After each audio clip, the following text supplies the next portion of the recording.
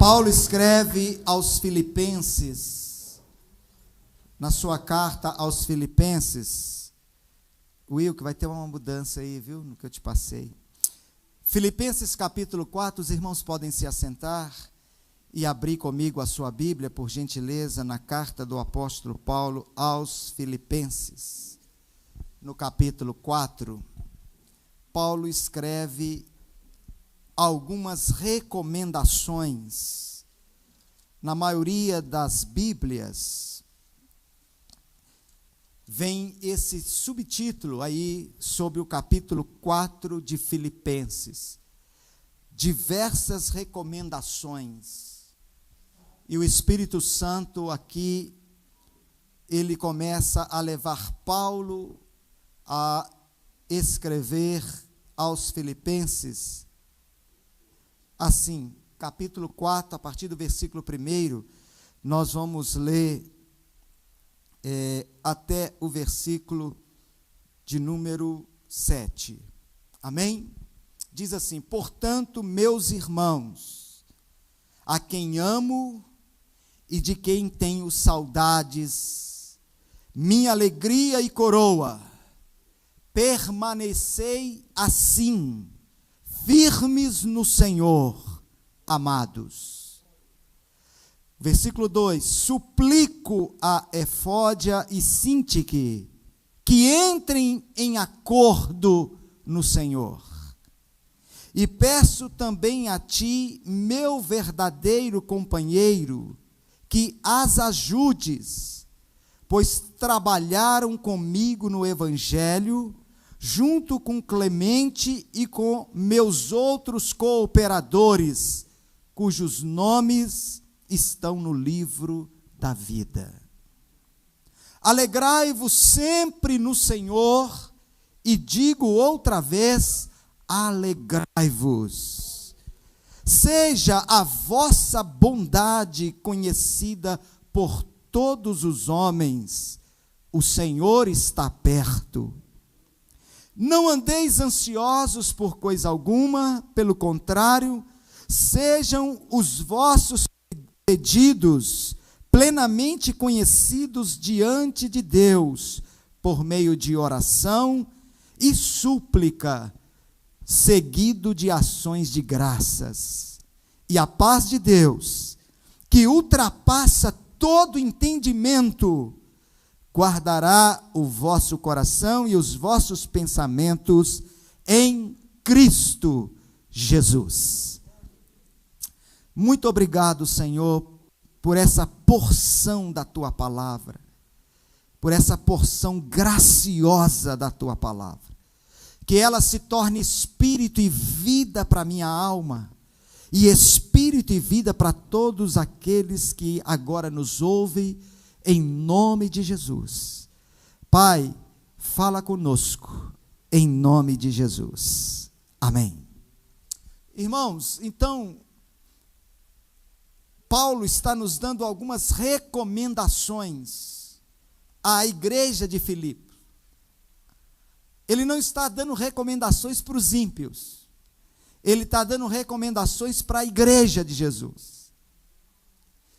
E o interessante, que no versículo 7, ele termina dizendo, e a paz de Deus, que excede, que ultrapassa, sobrepuja todo entendimento, guardará o vosso coração e os vossos pensamentos em Cristo Jesus.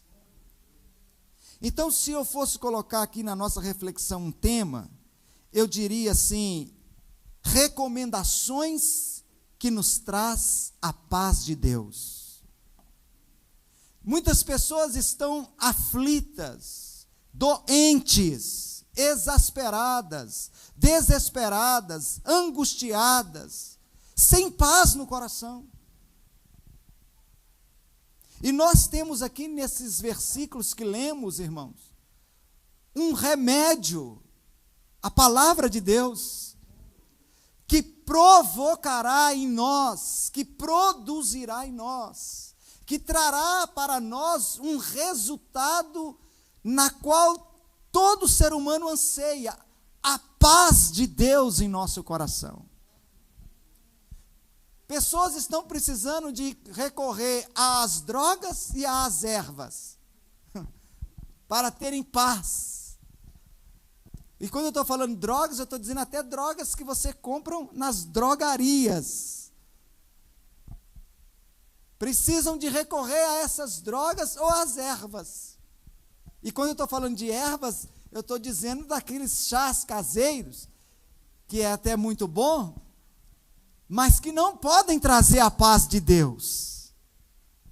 As pessoas podem até se encher de calmantes, colocar um blackout na sua janela, para impedir que a luz do sol adentre, escurecer o seu quarto, enfiar-se debaixo do edredom, e até por efeito daquela droga, dormir algumas horas, mas quando ela acordar, ela não terá a paz de Deus em seu coração.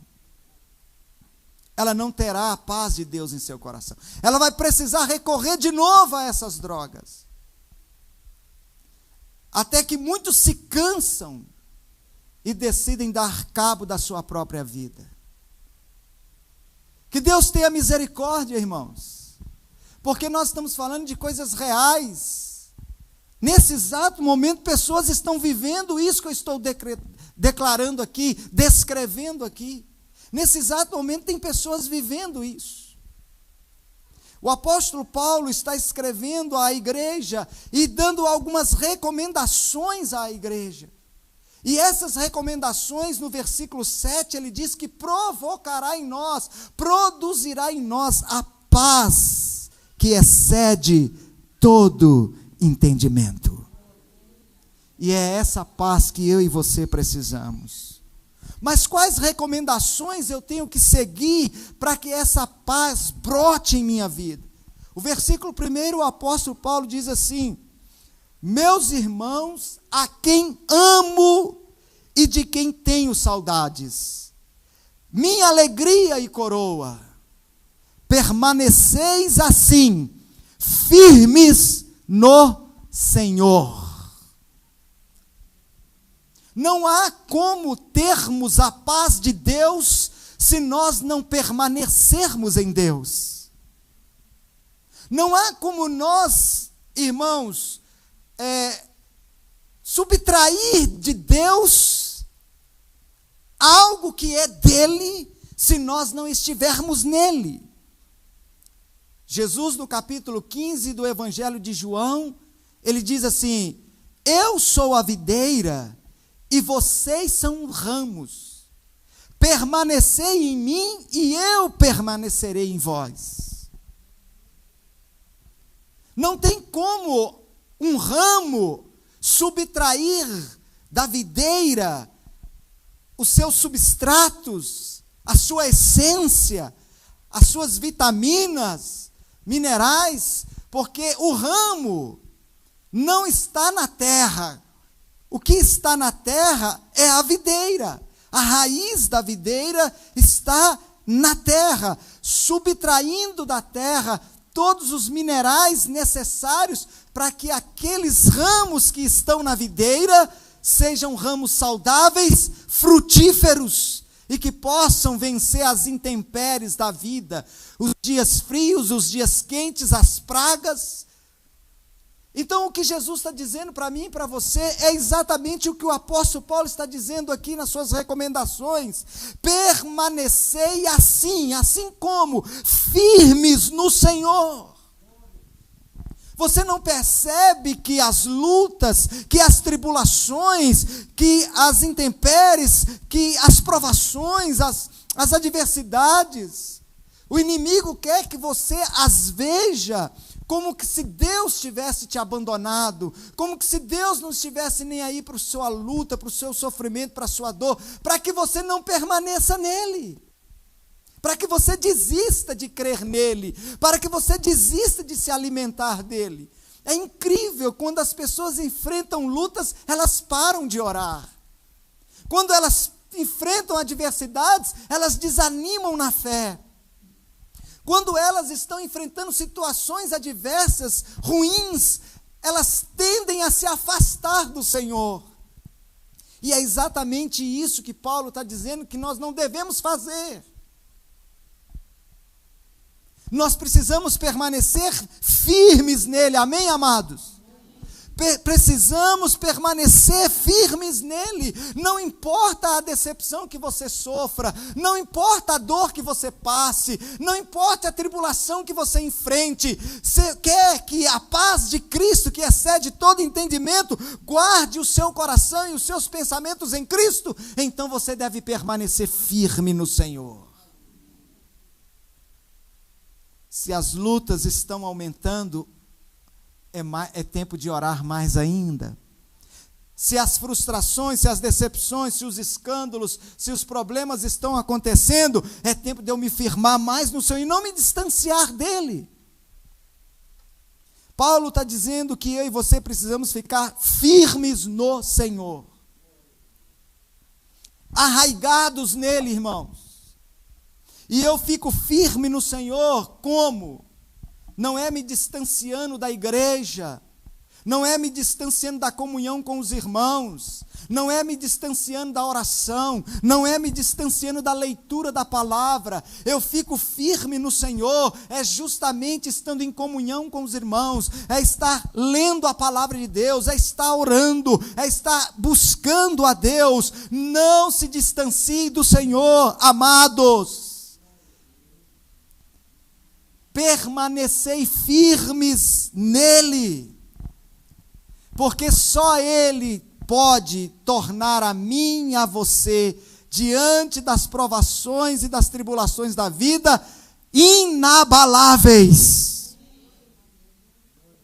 Inabaláveis. Se você se distancia da leitura da Bíblia, você está se distanciando de Deus. Se você se distancia da comunhão com os irmãos, você está se distanciando de Deus. Não se iluda. Não deixe o inimigo ludibriar, enganar você. Nós só vamos estar firmes no Senhor se nós entendermos que problema nenhum, crise nenhuma, escândalo nenhum, nada pode me distanciar de Deus. Eu preciso continuar firme no Senhor. Eu preciso permanecer. Mas está tudo dando errado. Mas parece que tudo está dando errado. As coisas não estão fluindo. Eu vou permanecer. Eu vou permanecer. Eu vou permanecer. Eu não estou compreendendo, eu não estou entendendo. Eu estou ficando escandalizado, como muitos se escandalizaram com Jesus. E ele pergunta para aqueles que ficaram, para os seus apóstolos, para os seus discípulos, lá em João 6,68, e vocês, não vão também? E sabiamente Pedro deu um passo à frente, talvez dando uma olhadinha para trás, para a cara, para o rosto, dos apóstolos, assim, com os olhos arregalados, assustados, e Pedro disse para ele: para onde iremos, se só tu tens palavras de vida eterna? Irmão, o mundo pode cair ao seu redor, para onde você vai? Não aconteceu o que eu esperava que fosse acontecer. Aconteceu o que eu jamais esperava. Não, para onde iremos nós? Em quem nós vamos nos refugiar? Quem é a rocha da nossa salvação, irmãos? Quem é a nossa torre forte? O nosso broquel, o nosso escudo é Yahvé, é o Senhor, é o Jesus, o Cristo de Deus. E nós precisamos permanecer nele. Permaneça nele, e a paz dele, que excede todo entendimento, guardará o seu coração. Segunda coisa que o apóstolo nos recomenda, ele faz uma súplica a duas irmãs, Efódia e Sintique, ou é Sintique, duas irmãs, esses nomes aqui. Qual é o problema, irmãos? Olha o que o apóstolo Paulo está fazendo. Ele está fazendo recomendações para a igreja. Será que é só na igreja de Filipos que tem essas coisas? Será que é só na igreja de Filipos que um irmão fica em litígio com o outro? Não conversa com o outro? Se aborrece com o outro? Se magoa com o outro? Se chateia com o outro? Suplico a Efódia e a Sintique que entrem em acordo no Senhor. Diga acordo. Entre em acordo, irmãos. Se tem uma coisa que rouba a paz na vida do ser humano, é a discórdia. Se tem uma coisa que afasta a presença de Deus do coração do homem, é a contenda, é o litígio, é a guerra. Sim ou não? Sim ou não, irmãos? Nós queremos ter vida vitoriosa, mas perpassa por eu permanecer firme no Senhor e eu andar em comunhão, em acordo, em unidade com o meu irmão. Eu quero paz. Nós muitas vezes somos tão incoerentes, porque nós estamos orando para Deus colocar paz no nosso coração, nós estamos pedindo a Deus para nos cercar de paz por todos os lados, mas nós estamos em litígio com o vizinho, nós estamos em contenda com o colega de trabalho, nós estamos em pé de guerra com o irmão dentro da igreja. Eu estou magoado com o meu líder, eu estou decepcionado com o meu pastor, eu estou com raiva do meu irmão, eu estou com raiva do meu pai. Como você vai ter a paz de Cristo no seu coração? Que incoerência, nós estamos pedindo paz, mas nós não somos agentes de paz, nós estamos nos tornando agentes de guerra. Falamos mal um do outro, maldizemos o outro, e nós não percebemos que essas coisas faz o quê? Roubam a paz do nosso coração, irmãos.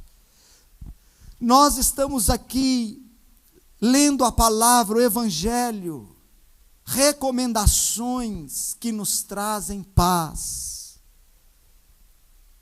O apóstolo Paulo diz: eu suplico, está escrito na sua Bíblia, eu suplico, eu faço um apelo a essas duas varoas, essas duas pessoas, que elas entrem em acordo, a ponto dele pedir: olha, eu peço a você, meu verdadeiro companheiro, que as ajude.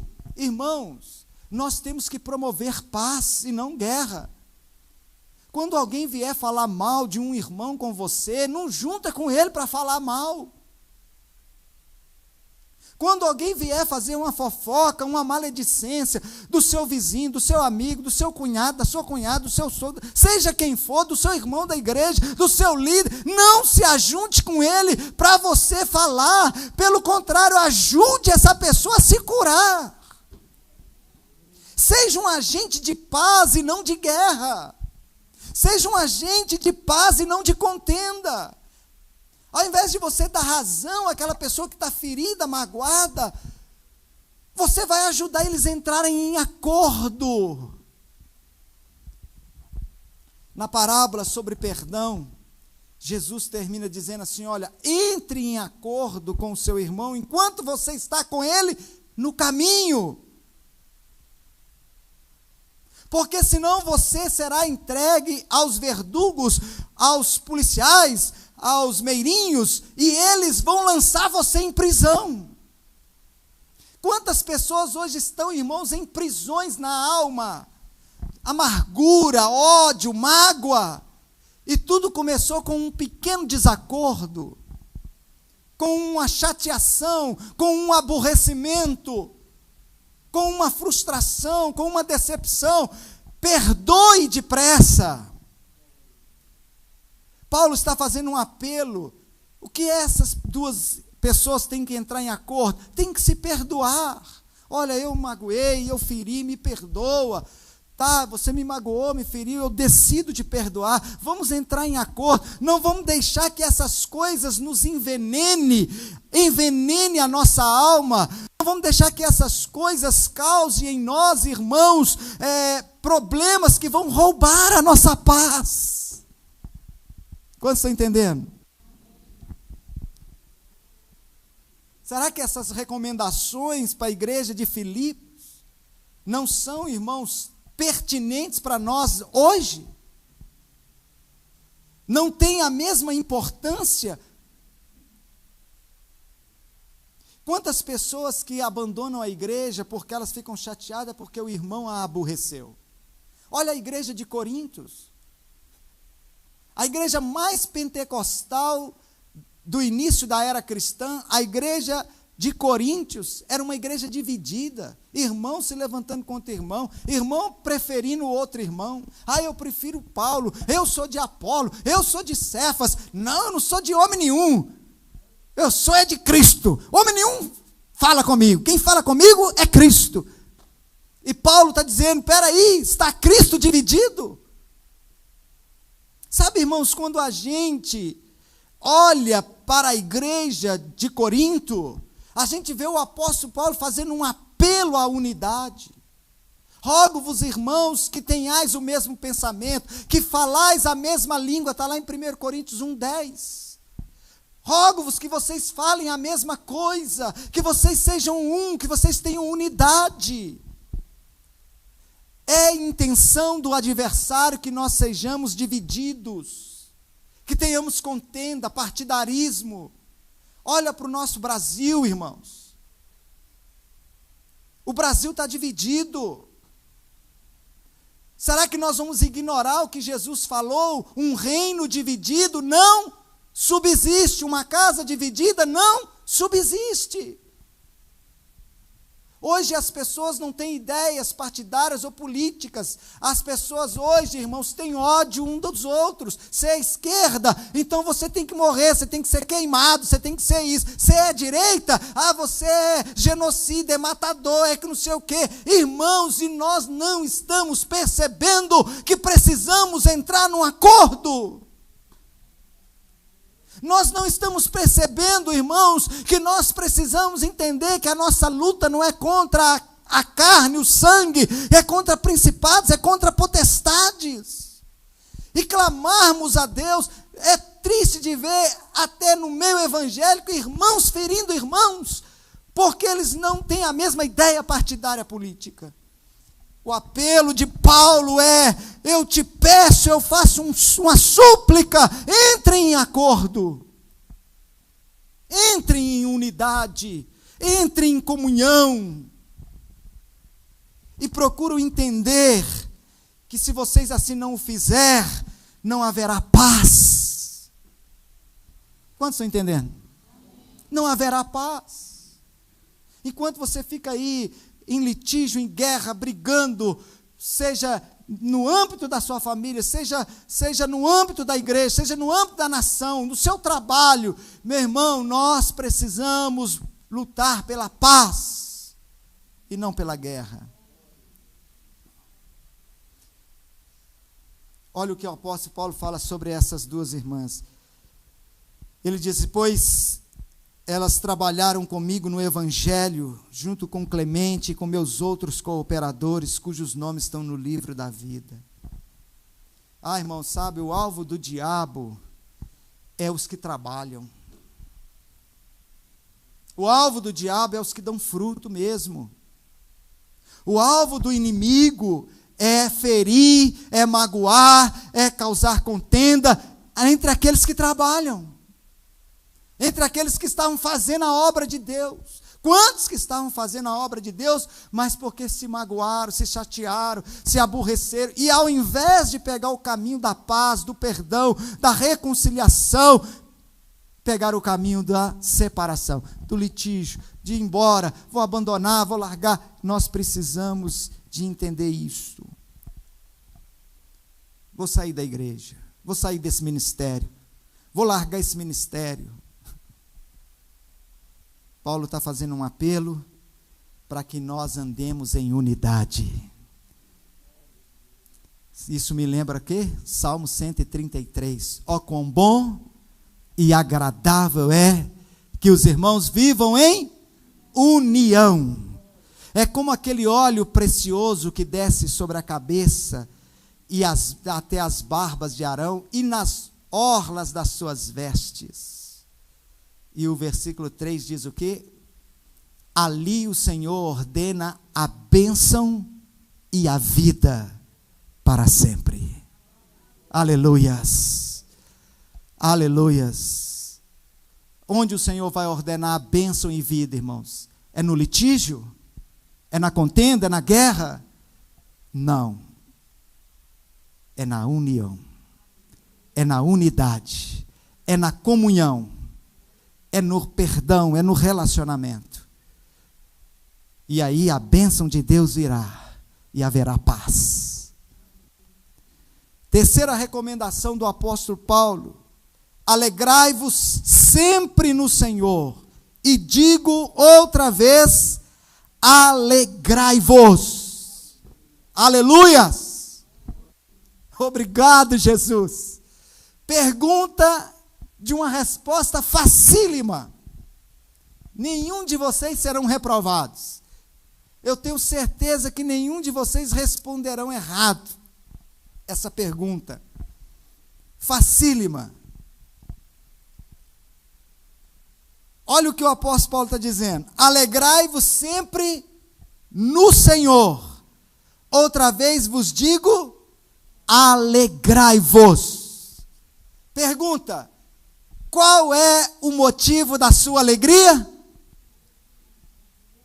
Hã? Vou perguntar de novo para vocês responderem um coro bem bonito, irmãos. Quem é o motivo da sua alegria? Jesus. Todos estão corretos. Certo, ó, um certo bem grande. Vamos dar um aplauso aí, um certo bem grande aí, ó. Eita glória! Mais uma vez, quem é o motivo da sua alegria? Jesus. E por que você está triste? E por que você quer desistir?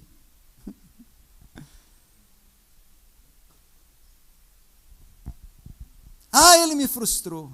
Ah, ele me decepcionou. Ah, ela fez o que eu jamais esperava que ela fizesse. Ah, eu perdi o emprego. Ah, a pandemia fez eu fechar meu negócio.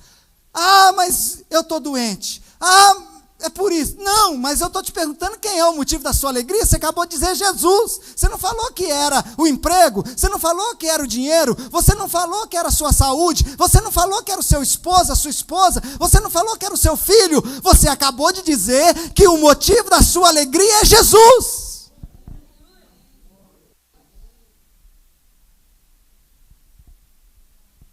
Você está compreendendo, meu irmão?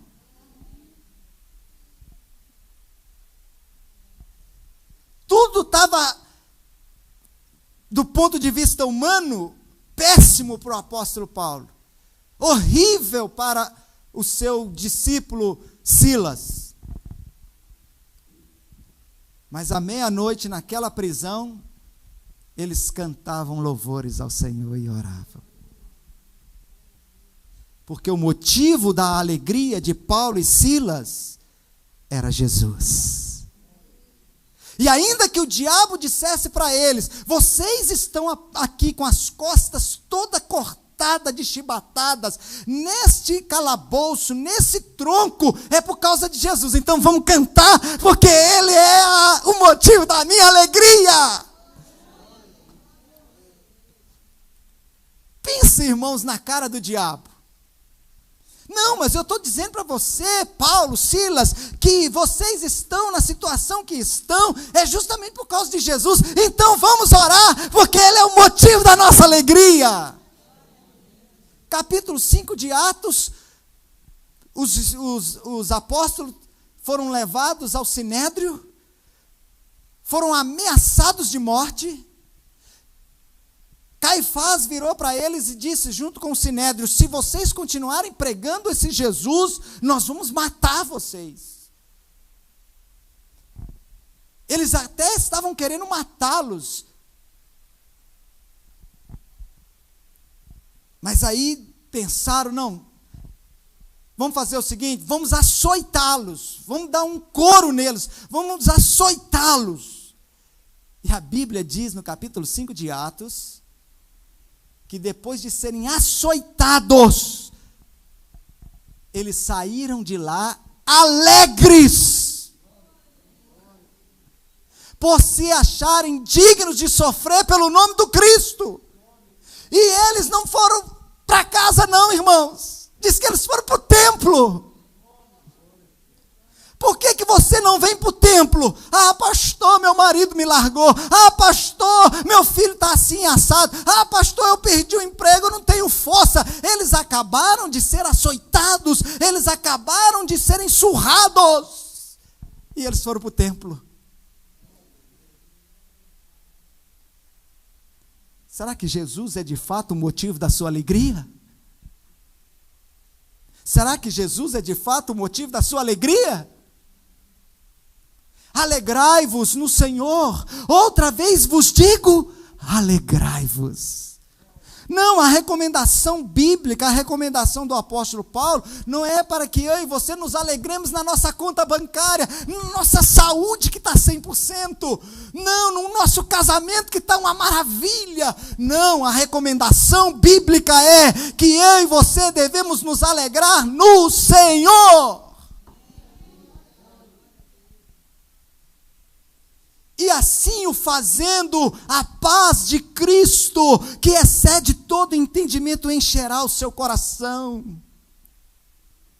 Ah, pastor, eu não tenho motivo de ter alegria. Está tudo tão ruim na minha vida, nada está dando certo, nada está fluindo, nada não sei o quê. Mas Jesus não é nada, Jesus é tudo. Jesus é tudo.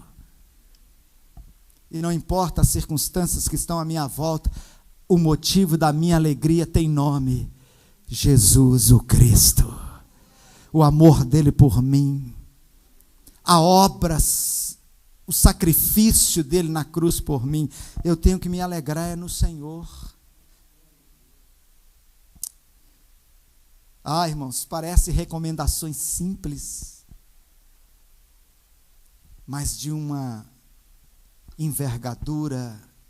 Permanecer no Senhor, quando tudo não está dando certo, como parece que Ele nem está ouvindo a minha oração, permanecer firme no Senhor, entrar em acordo com o meu irmão, ter unidade, bendizer o que me maldiz, orar pelo que me persegue, amar o que me odeia, se alegrar no Senhor quando nada está dando certo, ir para o templo quando o diabo está esbofeteando o meu rosto. Olha o diabo esbofeteando o meu rosto. Olha o problema na minha casa. Olha o problema nas minhas finanças, na minha empresa. Eu estou ficando com o rosto esbofeteado pelo diabo, ele dando gargalhada, e eu ir para o templo. Eu me alegrar no Senhor quando o meu inimigo me açoita. Essas recomendações são para aqueles que nasceram de novo verdadeiramente. Para aqueles que realmente encontraram com o Cristo. E o Cristo é tudo para eles.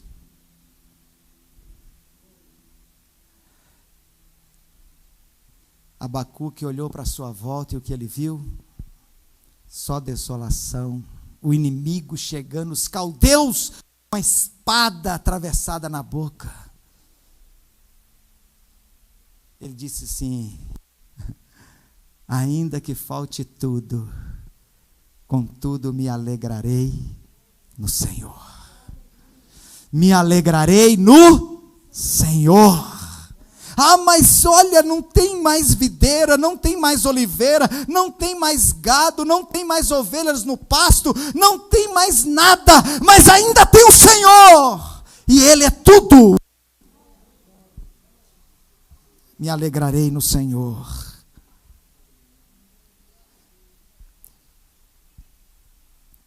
Paulo continua fazendo as suas recomendações à igreja de Filipos. E no versículo 5 ele fala: seja a vossa bondade conhecida por todos os homens. O Senhor está perto. Seja a vossa bondade conhecida por todos os homens. Meus irmãos, olhe para mim e preste atenção no que eu vou falar com você nessa manhã. Por favor, você que está aí na live, você que está em casa, preste atenção no que eu vou dizer para você aqui. O apóstolo Paulo escreve a Timóteo dizendo que nos últimos dias os homens tornariam-se amantes de si mesmos, egoístas, maus. Nós estamos vivendo, irmãos, tempos em que você não vê bondade nos homens. Você não vê misericórdia nos homens. Você não encontra piedade nos homens. E para nossa vergonha e tristeza, muito dentro da igreja. Vai um irmãozinho errar, está perdido. Vai alguém tropeçar, vai ser apedrejado.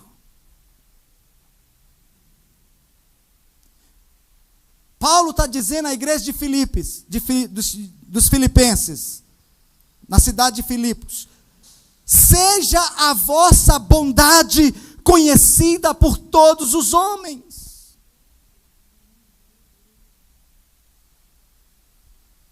Como que as pessoas crerão na bondade de Deus, se você que tem que mostrar essa bondade se torna carrasco, odioso, vingativo, tomado muitas vezes de legalismo religioso? Às vezes os homens têm mais prazer em apedrejar do que beijar, mais prazer em condenar do que abraçar. É triste sabermos, irmãos, que existem pessoas que torcem pelo nosso fracasso, que torcem pelo nosso insucesso, e às vezes dentro da própria casa da gente.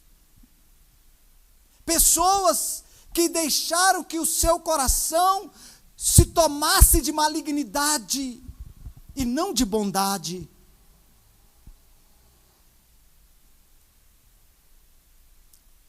Paulo está fazendo um apelo.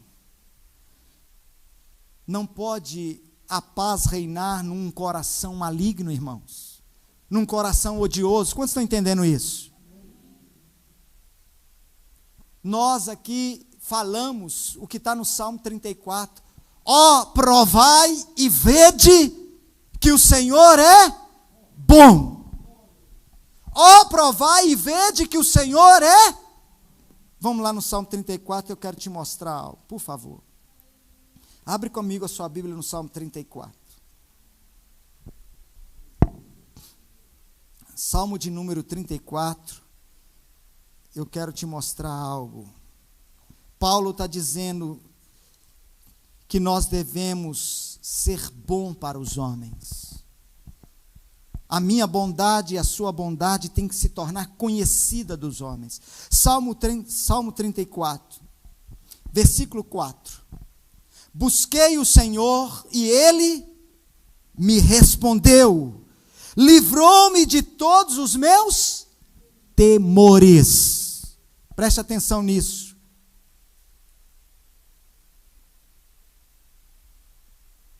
Por que que Ele é bom? Davi está dizendo. Primeira coisa, eu o busquei, Ele me respondeu. Quantas pessoas batem na sua porta, mas você mantém a sua porta fechada? Quantas pessoas que precisam da sua ajuda, do seu socorro, da sua oração, do seu abraço, mas você continua com a sua porta fechada? As pessoas buscam, mas nós não respondemos, irmãos. Nos evangelhos nos ensina, Jesus diz: olha, se o teu irmão chegar até a você e disser assim: olha, eu estou precisando disso, eu estou precisando daquilo, e você tem, e vira para ele e fala assim: volta amanhã.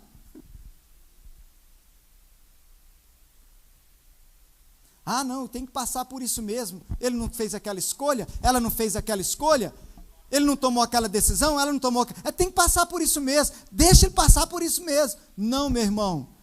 Eu e você fazemos escolhas erradas. Eu e você erramos. Mas quando nós buscamos o Senhor, Ele nos responde. É por isso que Ele é bom. Porque Ele não nos trata segundo os nossos pecados. Porque se Deus nos tratasse segundo os nossos pecados, nenhum de nós mais estaríamos aqui.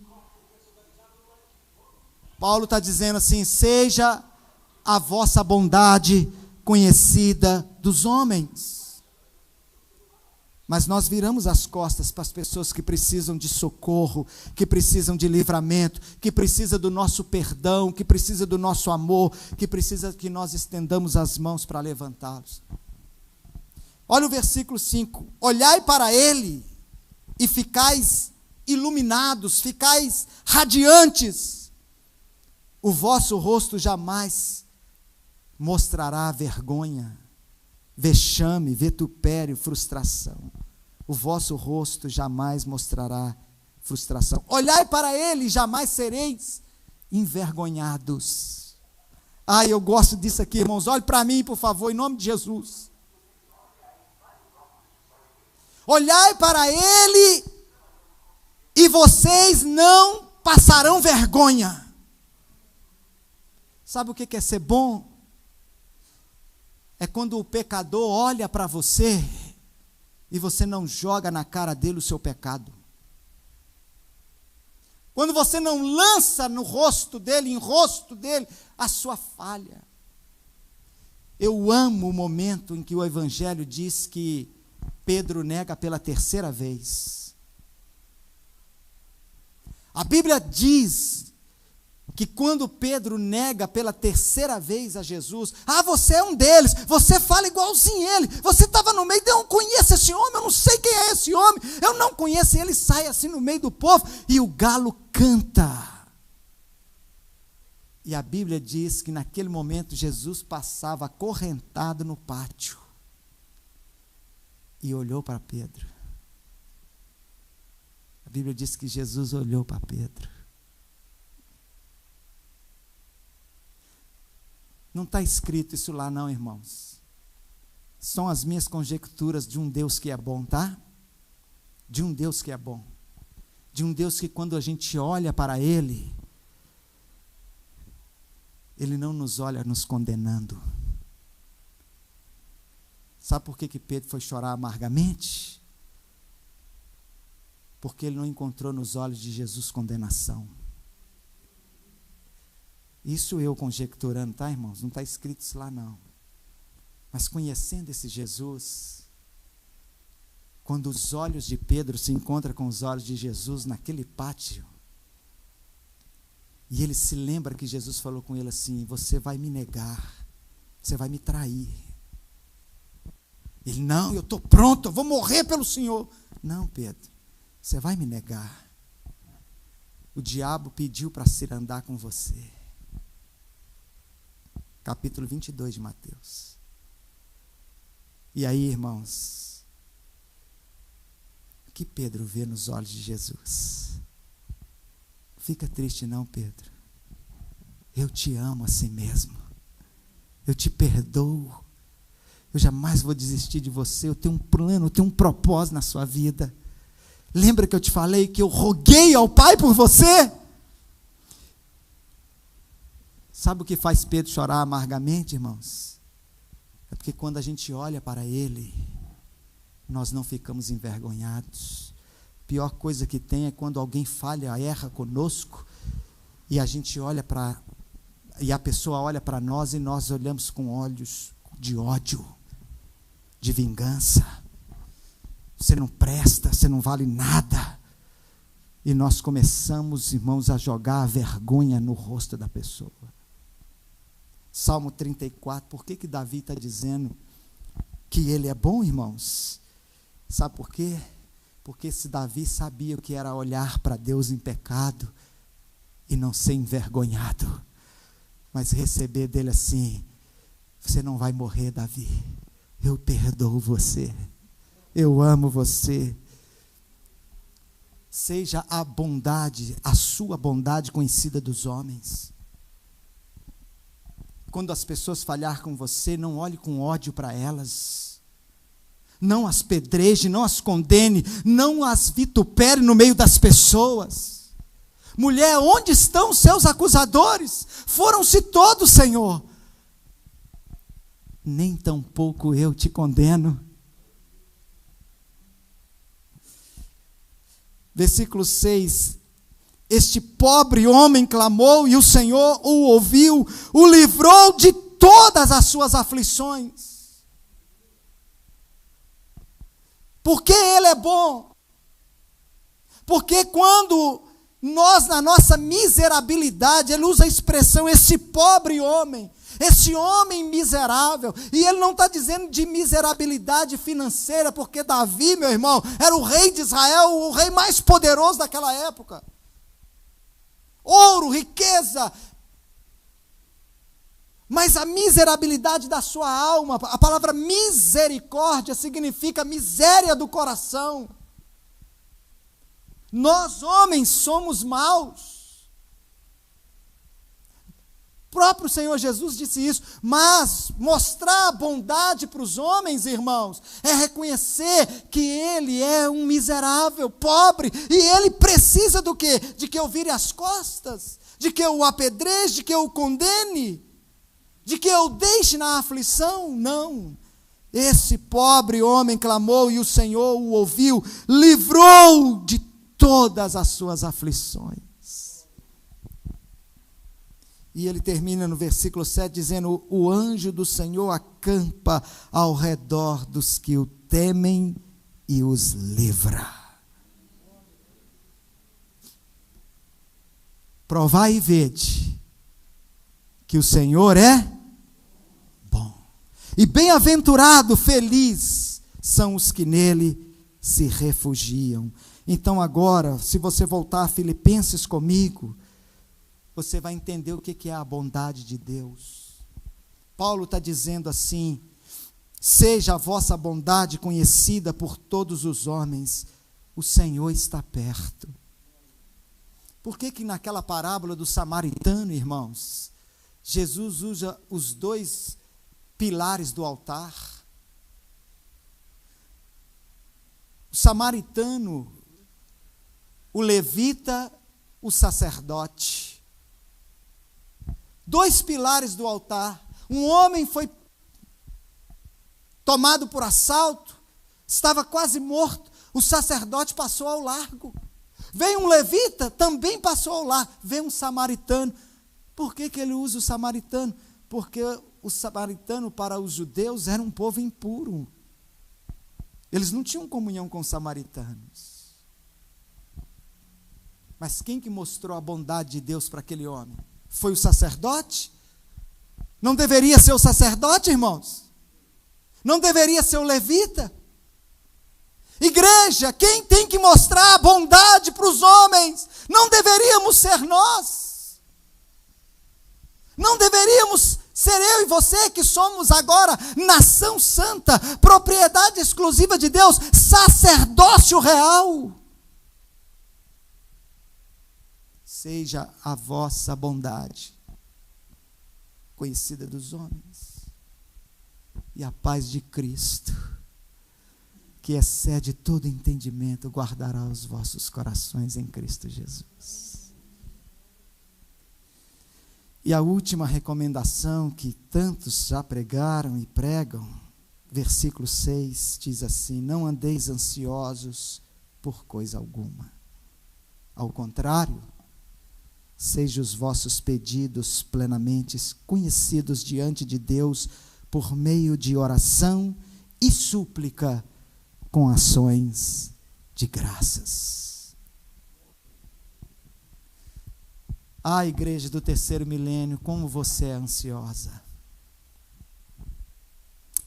Ah, igreja dos últimos tempos, como o seu coração é exasperado e ansioso. É uma igreja doente. Por quê, irmãos? Porque ela se entrega à ansiedade, ao desespero. E ela prova com isso que não confia no seu Deus. Quando eu era criança, bem pequeno, não estou falando isso aqui para expor meu pai, tadinho. Só vou contar essa experiência. Acho que eu já contei isso aqui. Meu pai disse assim para mim: se você passar por 3º ano, eu vou te dar um relógio no final do ano. Irmãos, como eu estudei aquele ano. E eu passei de ano, e eu fiquei o ano inteiro pensando que eu ia ganhar o relógio. Nenhum momento eu fiquei ansioso. Eu tinha assim uma tanta certeza que ele ia me dar o relógio. Terminou o ano, eu falei com ele: pai, eu passei, o senhor lembra que o senhor falou que ia me dar um relógio? Acho que ele nem lembrava mais disso, sabe, irmão? Parabéns, que bom. Então, o ano que vem, se você passar de novo de ano, eu te dou. E assim foi 3 anos seguidos, irmãos. 3 anos seguidos. Ele dizendo para mim: passa de ano que eu te dou o relógio. Passei de ano, não ganhei o relógio. Passa esse ano que eu te dou o relógio. Passei 3 vezes.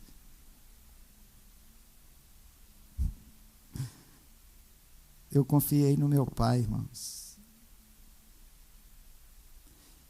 Não vivi nenhum dia desses 3 anos assim: será que ele vai me dar o relógio? Será que ele vai me dar o relógio? Será que... Eu tinha certeza que ele ia me dar o relógio, embora ele não tenha me dado o relógio. Mas deixa eu dizer para você uma coisa: o Deus que te fez a promessa não é homem para mentir, nem filho do homem para se arrepender. Você está entendendo, meu irmão? Não se exaspere, não desespere. Confia nele, espera nele. Davi diz no Salmo 40: esperei confiantemente, pacientemente pelo Senhor. Ele ouviu o meu clamor, me tirou de um charco de lodo, firmou os meus pés numa rocha, ungiu a minha cabeça com óleo e pôs um cântico novo nos meus lábios. Igreja, ansiedade sinaliza incredulidade.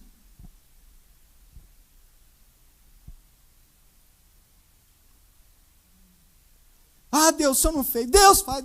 Ansiedade. E quanto mais você fica ansioso, mais você fica impaciente. E quanto mais impaciente, mais murmurador você pode se tornar. Quanto mais impaciente, mais distante da bênção você fica.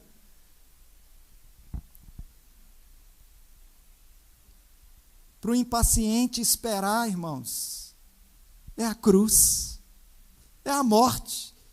Mas Paulo está dizendo: sejam os vossos pedidos, as vossas necessidades, sejam as vossas carências conhecidas de Deus por meio de quê? Da murmuração?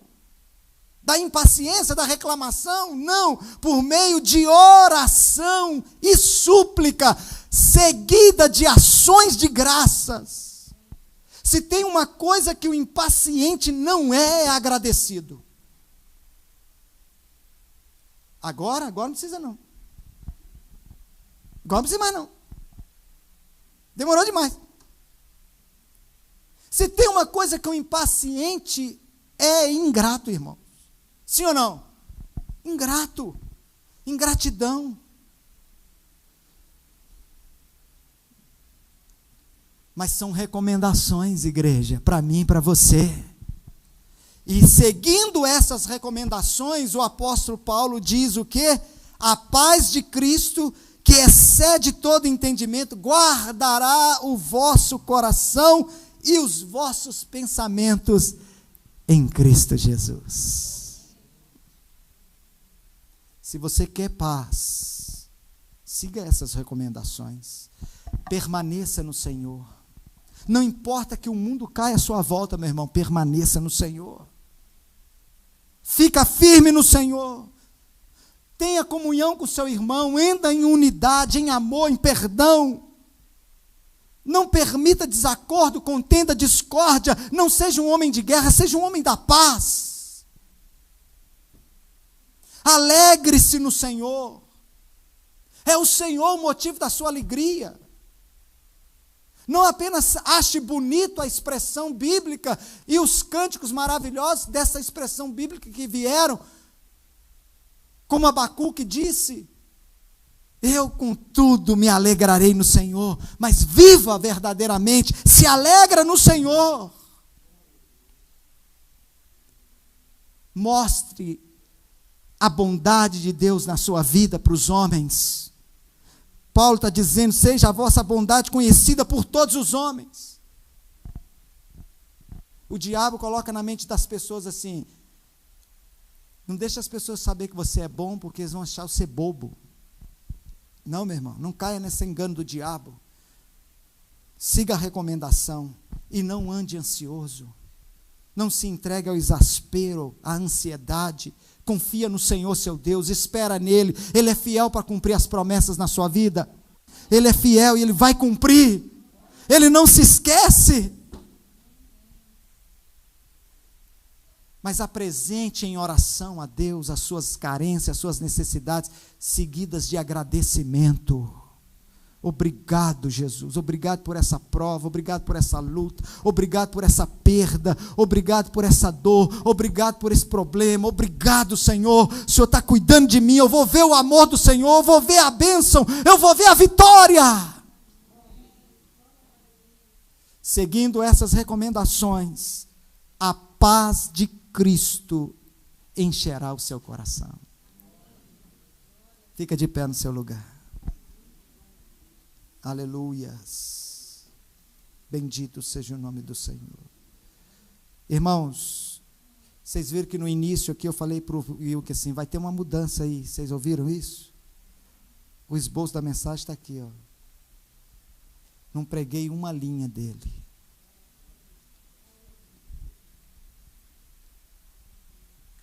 Porque Deus falou assim, é Filipenses capítulo 4 que você vai pregar.